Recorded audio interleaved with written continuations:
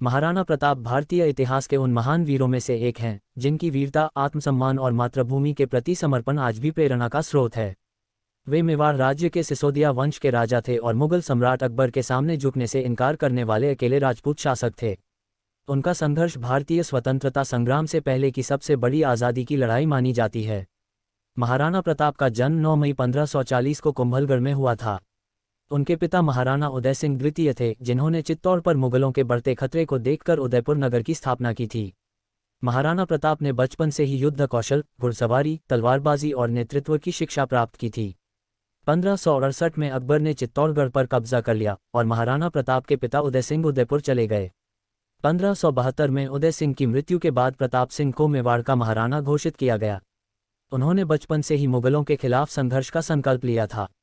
अकबर ने भारत के अधिकतर राजपूत राजाओं को अपनी अधीनता में ले लिया था, लेकिन महाराणा प्रताप जैसे स्वाभिमानी राजा ने मुगल सम्राट की अधीनता स्वीकार करने से इनकार कर दिया।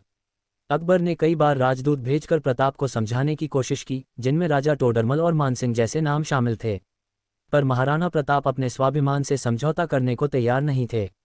हल्दी घाटी का युद्ध 1576। ये युद्ध महाराणा प्रताप और मुगल सेनापति राजा मानसिंह के बीच 18 जून 1576 को हल्दी घाटी नामक स्थान पर लड़ा गया।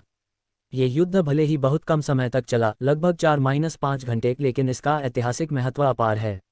मुगल सेना लगभग 20,000 सैनिक, महाराणा प्रताप की सेना केवल 3,000 से 4,000 सैनिक। प्रताप की सेना में भील योद्धाओं ने अहम भूमिका निभाई। युद्ध में महाराणा प्रताप ने अप्रतिम वीरता का प्रदर्शन किया और अपनी प्रसिद्ध तलवार, भाला और कवच के साथ कई दुश्मनों को परास्त किया। प्रताप के घोड़े चेतक की वीरता भी इस युद्ध का अहम हिस्सा है। चेतक ने अपने घायल अवस्था में भी प्रताप को युद्धभूमि से बाहर निकाला और स्वयं बलिदान हो गया। हालांकि यह युद्ध सामरिक रूप से मुगलों के पक्ष में गया, लेकिन वे महाराणा प्रताप को पकड़ने या मेवाड़ पर पूर्ण अधिकार स्थापित करने में असफल रहे।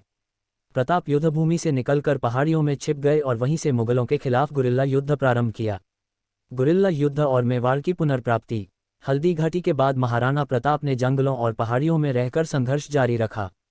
उन्होंने अपने परिवार के साथ अत्यंत कठिन जीवन जिया। भोजन की कमी, सुरक्षा का संकट और सीमित संसाधनों के बावजूद प्रताप कभी भी हार नहीं माने। उन्होंने भील जनजातियों की मदद से मुगलों के खिलाफ गुरिल्ला युद्ध चलाया, जिसमें उन्होंने छापामार रणनीति अपनाई, अचानक हमला करना और फिर सुरक्षित ठिकानों पर लौट जाना। उनकी वीरता और दृढ़ता का परिणाम ये हुआ कि वे धीरे धीरे मेवाड़ के अधिकतर हिस्सों को फिर से जीतने में सफल हो गए। उन्होंने कुंभलगढ़, गोगुंदा, देवगढ़ और चावन जैसे क्षेत्रों को पुनः अपने अधीन कर लिया। हालांकि चित्तौड़गढ़ उनके जीवन काल में वापस नहीं आ सका, पर उनकी उपलब्धियां किसी से कम नहीं थीं।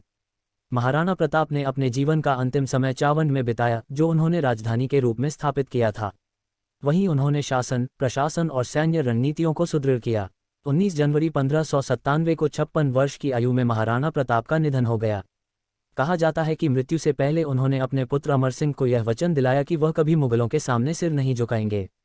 हालांकि बाद में परिस्थिति बदलने पर अमर सिंह ने संधि कर ली। महाराणा प्रताप न केवल राजस्थान के बल्कि पूरे भारत के लिए गर्व का प्रतीक हैं। उनकी वीरता, आत्मसम्मान और मातृभूमि के प्रति उनका प्रेम अमर है। उन्होंने ये सिद्ध कर दिया कि स्वतंत्रता के लिए त्याग, संघर्ष और दृढ़ निश्चय आवश्यक है, चाहे सामने कितना भी बड़ा शत्रु क्यों न हो। उनके घोड़े चेतक की प्रतिमा, हल्दी घाटी का युद्धस्थल और चावन में उनकी समाधि आज भी लाखों लोगों को प्रेरित करती है। भारत में उन्हें एक स्वतंत्रता सेनानी और राष्ट्रीय नायक के रूप में पूजा जाता है। महाराणा प्रताप का जीवन हमें ये सिखाता है कि स्वाभिमान की रक्षा के लिए कोई भी बलिदान छोटा नहीं होता। उन्होंने सत्ता, वैभव और सुविधाओं को ठुकराकर स्वतंत्रता का मार्ग चुना। उनका संघर्ष इस बात का उदाहरण है कि यदि इरादे मजबूत हों तो कोई भी शक्ति आत्मा को परास्त नहीं कर सकती।